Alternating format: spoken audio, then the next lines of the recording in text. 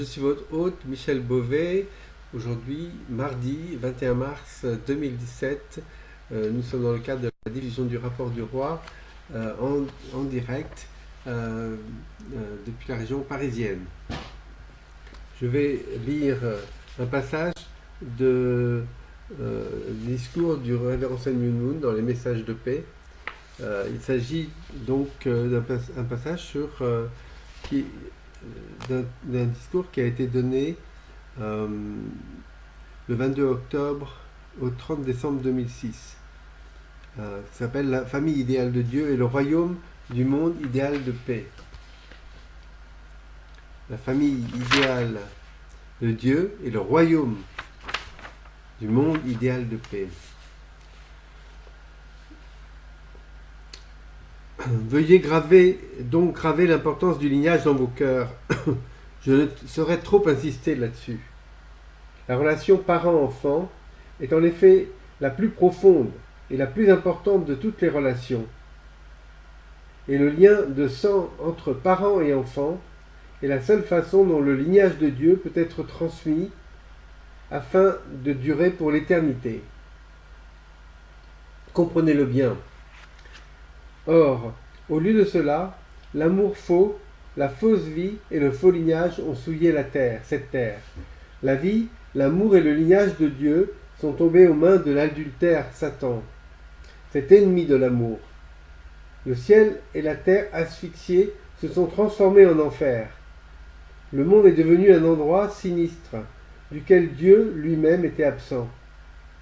L'humanité en est restée jusqu'à présent ignorante. On se laisse berner en croyant que le lignage de l'ennemi est la ligne de vie dont le monde dépend.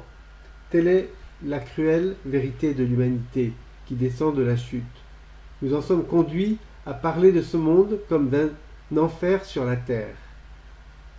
Dieu considère la situation tragique de l'humanité avec un cœur rempli de douleur. Par ailleurs, lorsque à cause de la chute, Satan a pris le contrôle du domaine du lignage, il a aussi usurpé le droit d'aînesse et le droit de propriété. Dieu est comme un père qui, sa vie entière, a travaillé et versé sa sueur afin d'accumuler les biens pour ses enfants, pour avoir finalement affaire à un voleur qui lui a tout dérobé en une seule nuit, en une nuit. Qui peut comprendre le cœur affligé et douloureux de Dieu? Il a perdu son lignage, perdu ses enfants. Il a été forcé de céder à Satan la propriété des nations et du monde.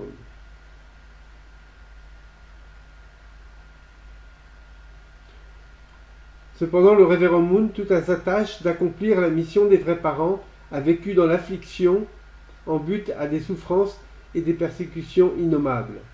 Le troisième Adam, le vrai parent, doit expier tous les échecs du premier et du deuxième Adam et tout remettre en ordre.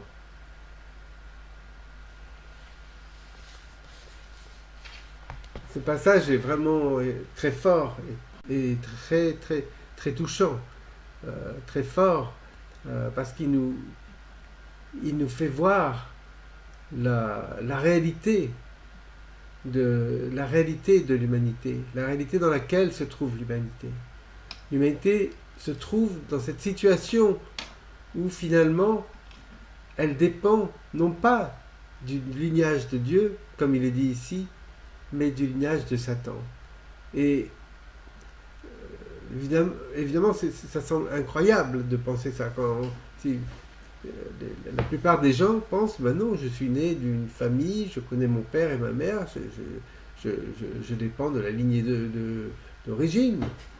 Ils ne voient pas que ce qui s'est passé au début a été une tragédie incroyable, qu'il est difficile d'imaginer. Et cette tragédie, c'est-à-dire que finalement, en nous, nous avons hérité de la nature du péché. Et c'est pour ça que la religion est nécessaire. C'est pour ça que le Christ est nécessaire. Le Christ, comme il est dit dans ce texte, c'est le nouvel Adam. C'est celui qui amène à l'humanité le lignage le nouveau lignage que Christ, que Adam devait nous avoir donné, aurait dû nous donner à l'origine. Il est le nouvel Adam. En, en Adam, tous ont péché et tous sont morts, c'est ce que dit la Bible dans Corinthiens. Eh bien, en Christ, tous seront ressuscités, tous seront sauvés. Et qu'est-ce que ça veut dire en Adam? En Adam, ça signifie que l'humanité est née d'Adam. C'est lui qui a donné la première graine qui s'est multipliée et qui a fait ce monde. Eh bien, cette première graine, finalement, a été polluée. Cette première graine n'a pas été celle que Dieu voulait. Et Dieu n'a pas été le sang de cette graine. Donc, en Christ, ça veut dire quoi en Christ? Ça veut dire que, de la même manière que nous provenons d'Adam, eh bien, le Christ vient nous reprendre tous en lui. Nous allons retrouver cette nouvelle vie. Mais comment, alors, le Christ peut-il réaliser cela? Eh bien, c'est le sens de la bénédiction que donne aujourd'hui le Seigneur du second avènement à travers le second roi. C'est-à-dire, cette bénédiction, ça signifie de pouvoir recréer nous-mêmes, de pouvoir nous greffer à la racine originelle, c'est-à-dire au Christ. Et cette greffe se fait à travers le vin béni, à travers la bénédiction que nous recevons du Seigneur du second avènement. Et donc ça, c'est vraiment quelque chose d'incroyable de comprendre que aujourd'hui, parce que nous vivons les derniers jours et nous vivons la venue du Christ qui est sur terre, eh bien nous devons nous préparer. Et parce que nous vivons cette époque, nous avons la possibilité aujourd'hui de redevenir ces vrais Adam et ces vraies Ève, de redevenir l'homme et la femme tels que Dieu l'a voulu à l'origine. Et que Dieu puisse nous voir et nous aimer comme ses enfants, comme il a voulu à l'origine. Et c'est pour ça, toujours, quand nous regardons la parole de Dieu, quand nous lisons la Bible, quand nous lisons les paroles du second roi, les paroles du Seigneur du second avènement, quand nous comprenons la vérité qui nous est donnée aujourd'hui, nous devons toujours méditer en relation avec ce que Dieu a voulu nous donner à l'origine, c'est-à-dire ce qu'il a voulu donner à Adam et Ève. Et nous devons toujours réfléchir sur la profondeur de ces trois bénédictions que Dieu nous a données dans la Genèse. Vraiment, dans ces trois bénédictions, il y a toute la clé de tous les problèmes, de la direction que nous devons suivre. Et l'humanité a perdu cette compréhension, a perdu la compréhension du sens des trois bénédictions que Dieu nous a données et qui indiquent le pourquoi nous sommes ici sur la terre. Et qui indique aussi l'amour et la bonté et la générosité que Dieu a pour nous. Donc, je vous exhorte, frères et sœurs,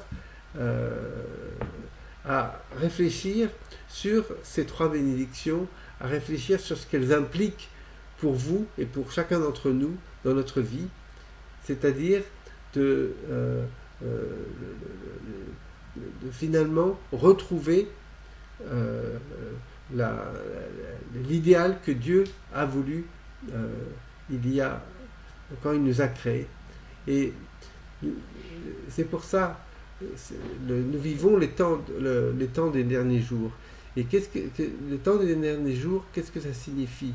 Eh bien, ça signifie que Dieu nous demande aujourd'hui de réaliser ces trois bénédictions. Il y a aussi une chose que nous avons lue dans ce texte qui est très importante, qui indique un point clé des derniers jours. Dans le texte que nous avons lu, il est dit que lorsque, à cause de la chute, Satan a pris le contrôle du domaine du lignage, il a aussi usurpé le droit d'aînesse et le droit de propriété. Donc Satan a usurpé le droit d'aînesse et le droit de propriété. Eh bien, le droit d'aînesse, c'était celui, finalement, le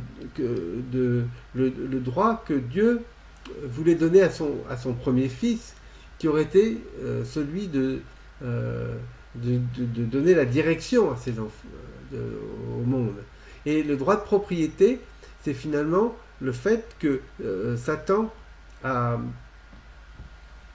pris finalement toutes les choses qui appartenaient à Dieu. Donc le dernier jour, c'est le temps aussi où Dieu va restaurer ce droit d'aînesse, c'est-à-dire qu'il va redonner à l'humanité,